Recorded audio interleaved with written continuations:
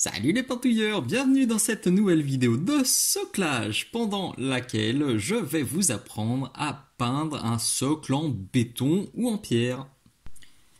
L'objectif aujourd'hui, c'est donc de vous montrer comment réaliser ce type d'effet là. Alors sur celui-ci, on est totalement lisse, vous voyez, il n'y a aucune texture sur le socle. Je l'avais poncé avec du papier de verre pour avoir un truc ultra lisse, et tout ce que vous voyez là, c'est donc du trompe-l'œil, c'est de la texture. Je vais vous montrer aujourd'hui comment faire la même chose, même si le socle d'aujourd'hui va être un peu texturé. Alors, vraiment, c'est léger, vous le voyez là. Hop, si le focus veut bien me faire un truc propre, pas sûr. Bon, en tout cas, vous le reverrez plus tard. Il y a une très légère texture. Alors, à la base, je voulais faire exactement la même chose que sur Maximus. Je voulais avoir un truc ultra lisse. Sauf que ça, c'est une figurine Blood Bowl, et les socles Blood Bowl, ils ont la fente en plein milieu. Il y a un trou à droite, un trou à gauche, il y a un trou en plein milieu, il y a aussi le trou pour le ballon qui est ici, donc c'était un peu compliqué de faire un truc bien propre. Du coup, j'ai un peu fait une technique de voleur de poule, j'ai caché la misère et j'ai texturé avec du mélipète, que vous trouverez bien sûr sur la boutique Mini-Socle. Le gros avantage de cette pâte par rapport à la Green Stuff, qui est la plus connue, la plus répandue dans le milieu figurinistique, c'est que ça, une fois que c'est sec, c'est très dur, donc ça peut être poncé très facilement. C'est une pâte bicomposant, on mélange les deux composés, on étale, on texture si besoin, et on peut faire mumuse avec. Donc moi j'ai étalé avec ça, un petit outil de sculpture tout bête. J'ai un peu lissé avec ça, un pinceau gomme, et j'ai donné de la texture tout simplement avec une petite boulette d'aluminium comme ça, que j'ai tenu au bout d'une pince fine. Hop, oui, j'ai fait un petit tampon comme ça. Ça m'a fait une petite texture gentillette, et à la fin, pour donner une texture un peu plus fine, j'ai aussi utilisé un peu de mousse de blister. Donc c'est ultra simple à faire, et le résultat est plutôt convaincant. On a une texture qui est plutôt sympathique au final. Bon, vous verrez mieux une fois que j'aurai mis un petit peu de peinture. Le truc, la difficulté, c'était que il fallait pas mettre trop de pâte, parce que si je mettais trop de pâte, on avait l'impression que le joueur, enfin que les pieds s'enfonçaient dans la pâte. Donc il a fallu être très soft. J'en ai mis une toute petite épaisseur, et même à quelques endroits j'ai dû tricher, j'ai dû prolonger un peu la pompe pour pas que le joueur soit noyé dans le sol, qu'on n'ait pas l'impression que c'est des sables mouvants. En tout cas, moi je trouve que ça fait le job, et ça m'a pris très peu de temps, donc il n'y a plus qu'à peindre. Si vous aimez mes vidéos, si vous aimez ma chaîne, pensez bien à vous abonner, s'il vous plaît. Pensez à liker tous les tutos qui vous plaisent, pensez à les partager, pensez à en parler aux copains. Et si vous voulez me filer un petit coup de main, vous avez plein de façons de le faire qui sont marquées dans la description de cette vidéo. Notamment, vous avez le lien vers ma page Patreon, puisque cette vidéo était une avant-première Patreon. Tous mes abonnés ont pu l'avoir il y a 5 ou 6 mois.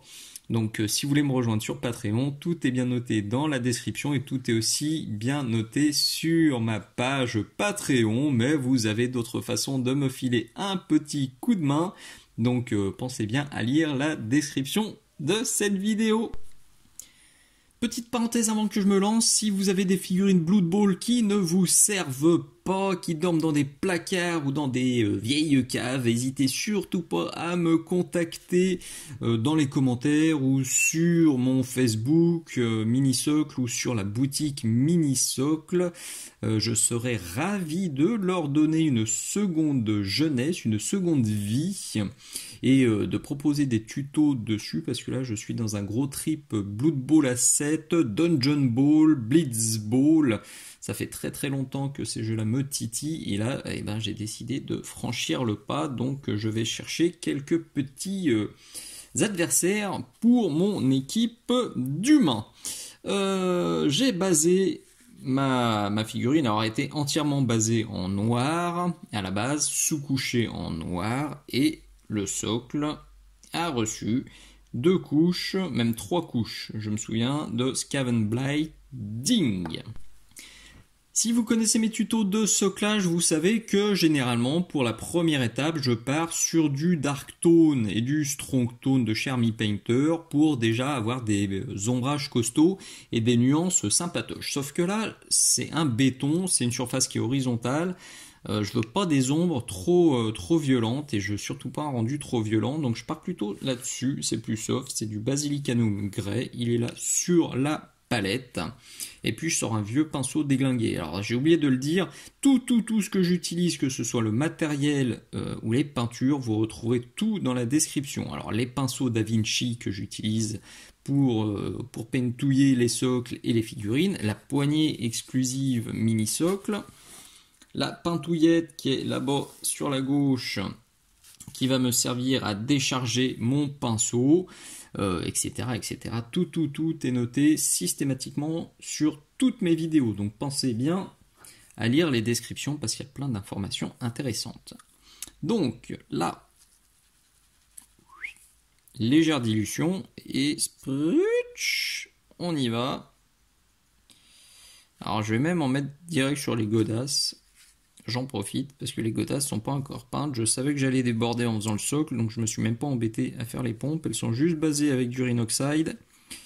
Et là, bim, j'en profite. Hop. On tartinouille, mon Dieu, ça devait être bien flou. Désolé. Je teste un nouveau setup lumière. Je ne sais pas si ce sera mieux, si ce sera pire.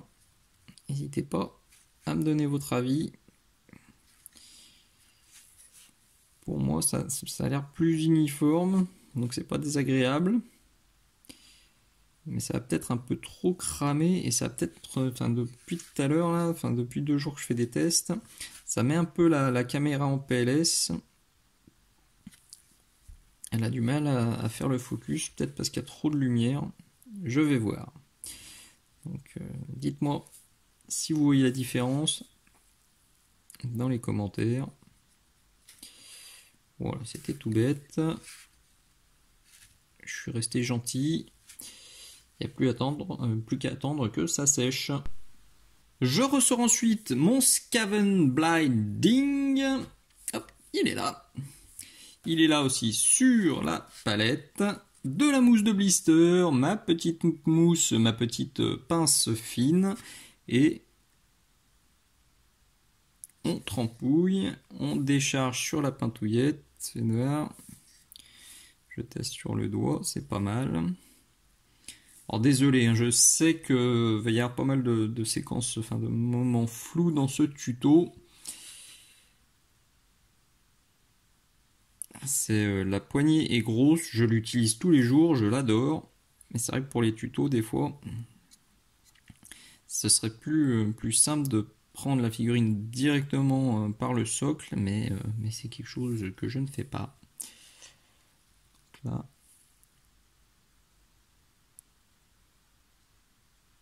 Ça a plus l'ombre du pitou. C'est pas le tuto le plus pratique à tourner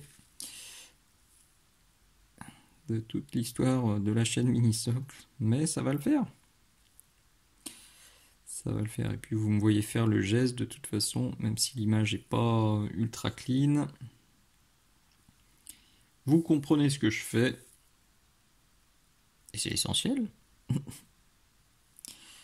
Ah, faut que je fasse gaffe de pas en mettre sur le pitou. Hein. Je claque des fesses là, à chaque fois que je me rapproche. J'ai pas envie de reprendre la peinture. J'aurais dû faire le socle avant. Et ça, défaut. Je suis parti sur la peinture bille en tête. Une fois que j'ai fini, je me dis, t'es pas très malin quand même.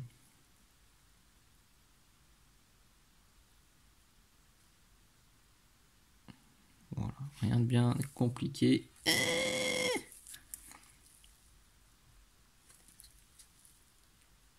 Bon, ben, il aura de la poussière sur les chaussures. comprenez pourquoi j'avais pas fait les chaussures? Parce que je savais que j'allais faire le super bouletto. Ok, allez, je fais ça à l'arrière, puis je vais prendre une mousse un peu plus petite pour tapoter entre les guibolles. Et on sera prêt pour l'étape suivante. Pour la suite, à vous de voir si vous voulez plutôt un rendu neutre. Et dans ce cas-là, je vous conseille le Neutral Grey de chez AK, que vous trouverez sur la boutique Minisocle dans cet excellent kit que j'utilise très souvent. Et ben d'ailleurs, le Grey Green, pardon, est aussi dans ce kit. Et là, celui-ci vous servirait pour avoir un rendu plutôt verdâtre. Et sinon, vous avez aussi le Gris Muraille de chez Prince Auguste Valero. Hop, hop, hop. Là, c'est vraiment selon votre goût. Alors moi, je pense que je vais partir sur celui-ci qui est un peu plus chaud que ces deux copains. Et ça devrait bien caler à l'ambiance des plateaux de Dungeon Ball et de Blitz Ball. Donc on va tester avec celui-ci. Il est là sur la palette, alors vous le voyez, il est beaucoup plus clair que le Skaven Blinding qu'on a utilisé. Donc je vais y aller mollo au début. Je vais faire exactement la même chose. Donc mousse de blister, pince fine. Hop, alors là. J'ai un peu peur, ouais, voilà, là ça va faire des toutes petites tachounettes, donc pour tester ça va être bien, et je vais tester à l'arrière, comme ça si c'est foireux, ça se rattrapera plus facilement. Ouais, ça va, je prends pas trop de risques, si, c'est quand même beaucoup trop clair, donc on va diluer, pardon, on va pas diluer, on va mélanger avec du Skaven Blight. Le mélange, il est là, c'est à peu près du 50-50, c'est beaucoup plus soft. Et avant de le tapoter tout de suite à la mousse de blister, eh ben, je vais prendre ça, un petit pinceau de brossage rond que je vends aussi sur la boutique Minisocle.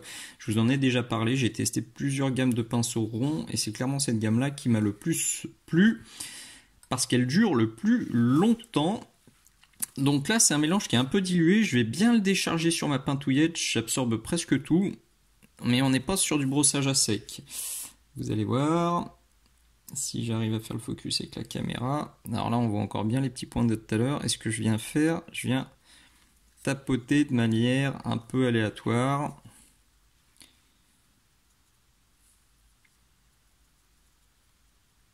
Et vous voyez, je prends le pinceau légèrement couché. Comme ça, il va plutôt taper sur les reliefs, même si des reliefs, au final, il y en a très peu.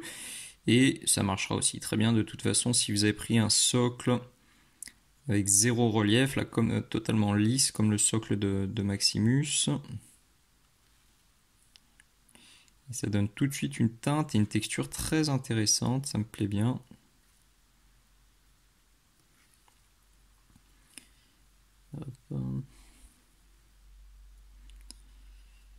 Alors, quelque chose que je explique aussi bien dans cette vidéo là,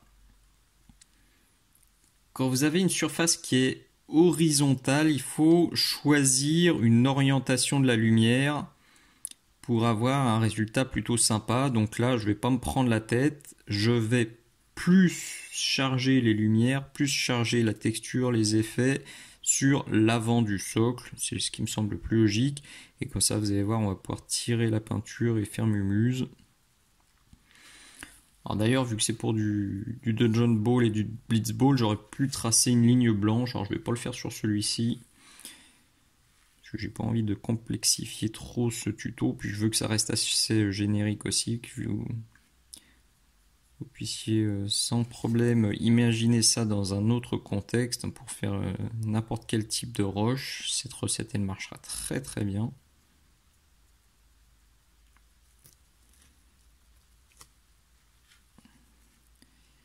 Ça commence à être très sympa.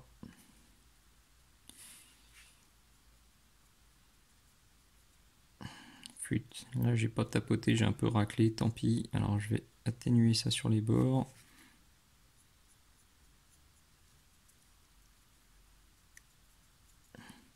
Allez, je fais encore ça gentiment, peut-être un petit coup de partout. Alors, désolé, ça crame un peu. C'est vrai que là, la lampe est un peu violente. Vous voyez le rendu, on voit bien la texture faite avec le pinceau. Et puis on va encore accentuer ça sur les prochaines étapes. Avant d'éclaircir plus, je vais ajouter quelques petites nuances de marron avec du Aka Chocolate. Il est là sur la palette, hors champ, bravo. Là. Donc bien dilué, là c'est vraiment pour faire du glacis. Ultra dilué, on va bien tirer ça, on va mettre ça de manière bien fine. Alors si vous n'êtes pas encore à l'aise avec la dilution, avec tirage, poussage, charge, décharge, vous avez cette vidéo là qui vous permettra de bien comprendre comment ça marche et de vous améliorer. Et vous avez aussi cette nouvelle vidéo exclusive Patreon là que je viens de sortir à l'heure où je tourne cette vidéo, qui je pense sera très utile et devrait vite finir dans le top 5 de mes vidéos exclusives Patreon. Tant le sujet est intéressant et j'avoue que je suis assez satisfait de cette vidéo. Donc là, très dilué, je décharge bien mon pinceau sur la pintouillette et je viens passer un voile très léger. J'appuie à peine sur mon pinceau, comme si j'avais un aérographe, comme si j'appliquais juste une sous-couche, enfin une petite couchinette super fine.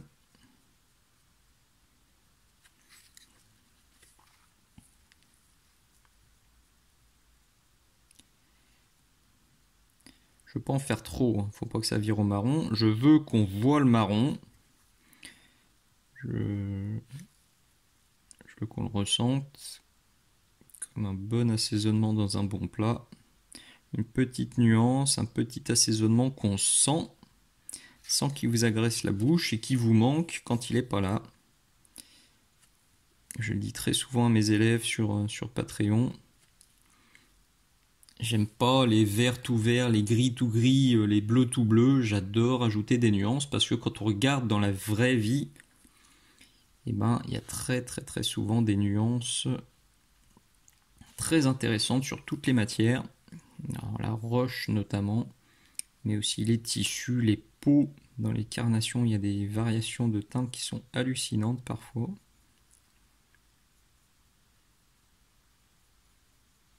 Voilà pour cette étape de nuances. Voilà. Donc, passons à la suite. Ça commence à être pas mal du tout avec les nuances, ça me plaît beaucoup.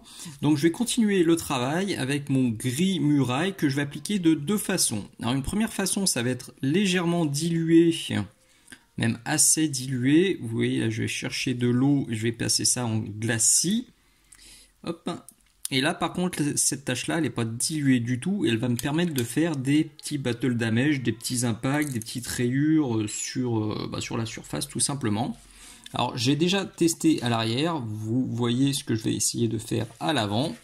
Donc déjà avec ça, j'ai aussi sorti un bon pinceau. Là j'ai rangé les pinceaux crado qui m'ont permis de dégrossir. Là je suis sur un bon pinceau, donc je viens tirer ma peinture diluée comme ça. Hop, je picote aussi à droite à gauche.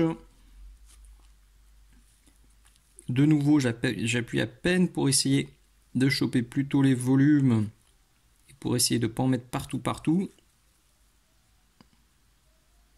quitte à revenir dessus, hein, si jamais vous en remettez trop, vous rechopez le Skaven Blight ou du Skaven Blight plus une petite pointe de noir, et puis ça permet de rattraper les boulinettes.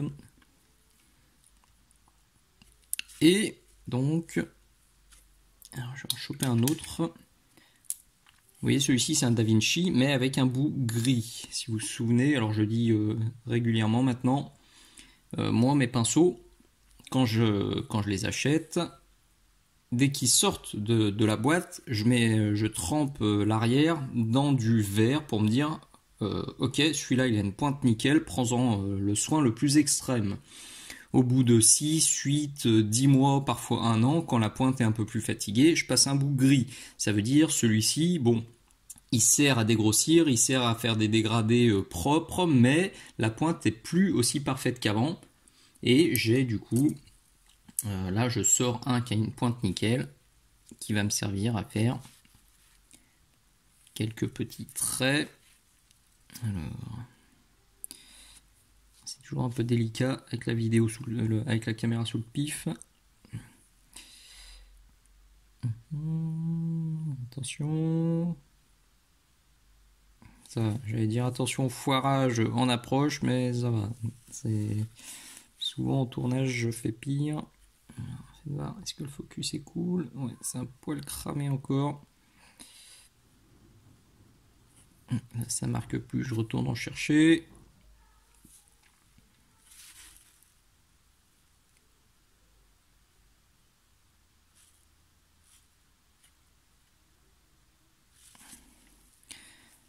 À certains endroits, je vais appuyer un peu plus.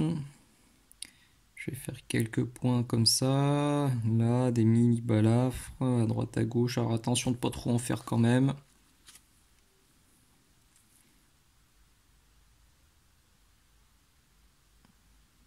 Faut pas non plus faire une toile d'araignée. Le but du jeu, c'est pas d'avoir 6000 balafres. C'est juste d'accentuer mon effet de pierre.